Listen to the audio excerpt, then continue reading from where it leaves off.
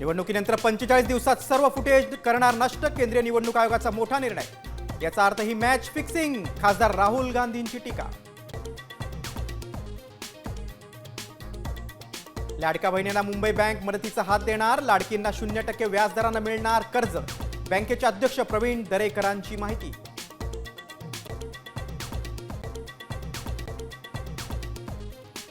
शेतकऱ्यांना योग्य वेळी कर्जमाफी देणार, सरकार दिलेला शब्द फिरवणार नाही, मुख्यमंत्री फडणवीसांचं आश्वासन। राज्यात दोनच समविचारी पक्ष, राज आणि उद्धव ठाकरे हे दोनच समविचारी नेते, संजय राऊतांचा दावा। राऊतांच्या विधानानं मवियात फटाफूट होण्याची शक्यता।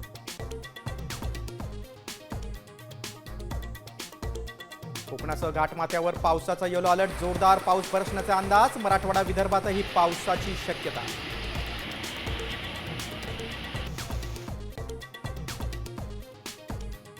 नाशिकमध्ये मुसळधार पावसामुळे गोदा नदी पात्रात पाण्याचा प्रवाह वाढला, दुतोंड्या मारुतीच्या गुडघ्यापर्यंत पाणी। साम टीव्हीच्या बातमीनंतर गोदा घाटावर सुरक्षा रक्षकांची नियुक्ती।